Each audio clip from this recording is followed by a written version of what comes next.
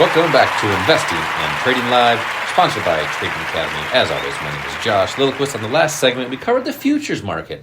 What the futures market is. Al discussed some of the opportunities that individuals have to maximize the efficiency of their capital, how to use the leverage. One thing he didn't cover, which we should bring up here, which he's looking at me like, what did I forget? It's a 24-hour market. You are correct. Trade and invest when you decide to trade and invest. And that's one of the probably the biggest things people are looking for is more flexibility with their life. Being able to have the opportunity to have their income strategy when they decide. And I always tell people, try to be consistent with it. Maybe it's in the evening. Maybe you like to work during the day and go to the gym after work, and maybe it's between 8 and 9 o'clock you log on, and that's your income strategy at night with the futures market. So that it allows you because it is a 24-hour market. Right. It's open at night. That way, some people are night people. Some people are early morning people.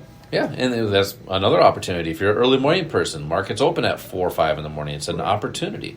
So we discussed that more, and as Al was alluding to in the last segment towards the end, is showing you these different opportunities, what these strategies are in an investing class that we do right here at the Academy. These are 2 hours long, and make sure to text the word investing to the number 210 to come into one of these classes and learn more about the futures market. Specifically, what are the income strategies with that asset and how to maximize the efficiency of your capital. Text investing to the number 210 for 2 seats. Also, we do appreciate our subscribers on the podcast, Apple Podcasts, iHeartRadio, and Spotify. That is Investing and Trading Live. So, Alan, this last segment here of the day, and we've had a good show. We discussed a lot of different topics here, but I think I want to cover something more of a psychological barrier for a lot of Americans. Now, we're trained from a young age to go get a 9 to 5. That's everybody says, "Oh, I worked a 9 to 5." Mm-hmm. So they're living for Friday all their life. If you look at a number from 0 to 100, we'll say 0 to what's the average age for people? Is it like 82 right now? The average age? Average living, people? sorry, the average living lifespan. Lifespan. I think it's about 82 years or something like that. Let's just take 82 years just as an example. Let's take 82. Now, if you're between 0 and 82, which I'm assuming most people listening are, right? Some may be 90, some may be negative, who knows. But that was a joke. You're supposed to laugh at that. I was just waiting to see where you're going with Oh, this. okay. Now, your first 18 years, you don't work. That's probably the best time of your life. Mm-hmm. And then the majority of your life, from 18 up until about retirement age, what they say is between 65 and 70. So you work. What's the math on that, Al? 40 years? Yeah, close enough. Close to 40 years of your life, which is the majority of your life.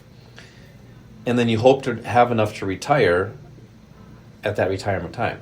So for the majority of most people's lives, they're living for Friday. And they're going to 9 to 5. They hate getting up every single morning. They hate getting ready for work. They hate going to that job if they go to that job, or they're tired of working at home and they're just they want to get out of the house. So they're living for now, and they don't prepare for later. And that's what I want to discuss on this segment here is what can we do now to prepare for later? Because if we continue to do the same thing over and over and over again, you're always going to be in that same spot. You ask anybody, right. The worst place you can be right now, especially financially, in 2 years is the same spot you're at right now.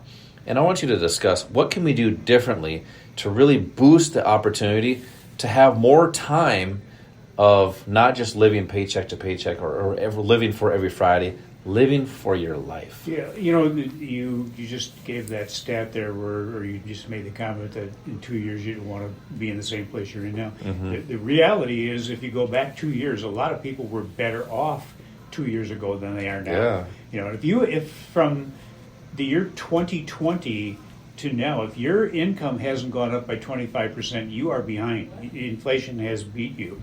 So the income portion of your life really is critical. The other thing I wanted to comment on, you talked about hearing and showing. When you learn, the best way to do it is to not only just listen to somebody talk to you about it, but to show you. But I'm going to take it a step further because what we do for our students is have them actually do it.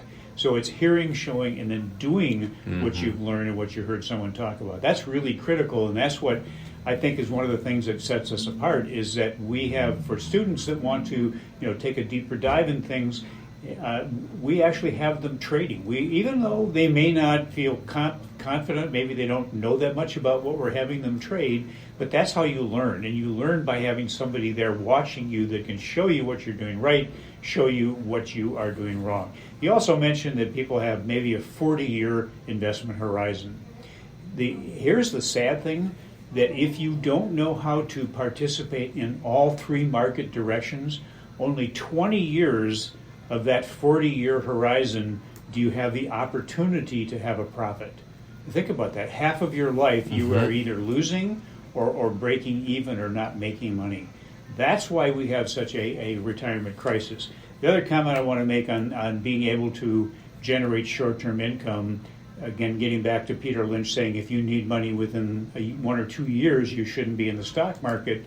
Well, and I said, what if you need money in 1 or 2 years? What do? You can't necessarily just have a treasury or a fixed income vehicle that's paying 3, 4, 5% because inflation's taking a big hit away from that. Also, what if you don't have enough money in retirement? What if you're getting close to retirement or you're in retirement and you're coming a little bit short every month to pay your bills and to be able to do the things, really enjoy your life? What do? Unfortunately, for a lot of people, if they are just familiar with the stock market, they start taking chances. They start making decisions that they shouldn't make that end up not being in their best interest. Well, we want to show you what the opportunities are for you to participate short-term with the least amount of risk and high profit potential. Futures is one. Yep. Forex, the foreign exchange market.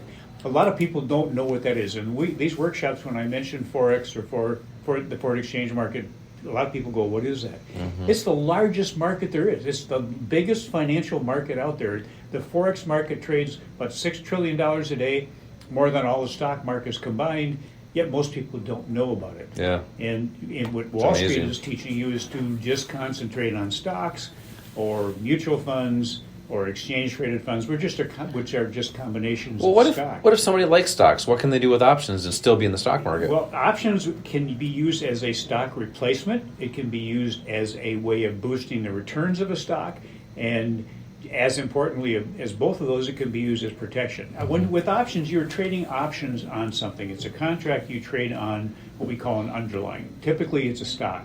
So let's just say that you used that example of Chipotle. Before they split, it was $3,000 per share. $3,000 a share. How many people can put together a 100 share position on something that costs $3,000 a share? That's really hard to do. Maybe Warren Buffett can do that, but what if you could still have participated, even when it was trading at $3,000, for maybe a couple $100 a share or $1,000 a share? You can use options to participate in a high-priced asset for a fraction of the cost. And the great thing is that if the underlying asset, let's say you're trading on a stock, let's say you're trading on Apple, you have a options contract on Apple. Each option contract controls 100 shares of that stock. One options contract would give you the ability to ride the benefits of the movement of 100 shares of Apple stock. If Apple's up 10%, kind of a rule of thumb, I think I've mentioned this before, is that the option will be up between 100 and 200%. So not only do you have less money that you actually put into a position, you have less risk, and you also have greater profit potential. Those are combinations that are really beneficial to us if you know what you're doing. Just like anything else, if you don't know what you're doing, it can work in the opposite for you. So we show you exactly what these assets are, how you trade them properly, how you identify when to get in and when to get out, and most importantly, how to make sure that you have a risk strategy in place so that if you happen to be wrong, which everybody will be at one point in time, it's a small loss. A small loss can never become a big loss. That's the one thing you have to eliminate. Yep, and I like that because that's how you build longevity in these financial markets. So these different assets, like the futures market we discussed in the last segment, the Forex market, which is also a 24-hour market, allows people to have more flexibility with time, and it has leverage, up to 50-to-1 leverage, which is efficiency with capital. So even if you're going to use $300,000, $400,000, $500,000, $10,000, $15,000, $20 million, it doesn't matter what type of capital you're going to use.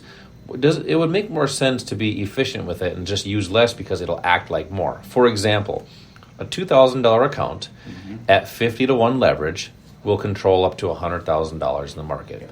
That's the buying power that allows. That's so it's huge. just That is substantial. it's bigly. So in these investing classes, we're able to show you that. We can talk about it on the radio waves here and on the global podcast. But and when you're in one of these investing classes, ask questions. That's what they're there for. What is the forex market? Why might I trade that? Why might you trade that? Why might somebody else trade that? What's the benefit for based on what you're looking to do? And that's the cool thing about the markets is you dictate that. Come into one of these classes simply by texting the word investing to the number 210 for 2 seats. Al, hit them up at today's OTA, tip of the week. But you know what's really sad is that we see way too many people that let other people make decisions for them. So look, if you want to become successful, stop listening to negative voices. Surround yourself with positive voices, people that are functioning maybe at a higher frequency, that are already successful. Study and follow what they do because they've already achieved success. Stop being afraid of what could go wrong and start being more positive about what could go right for you. Too many people spend time looking back when you have so much to look forward to. And that is the reason why the rearview mirror looks backwards. If you want to make positive, choices, positive things, especially financially, you got to look forward. That's why we have these investing classes. Text investing to the number 210. Make sure to follow and subscribe to the podcast, Investing and Trading Live. As always, same time, same place next week. Until then, retire young, my friend.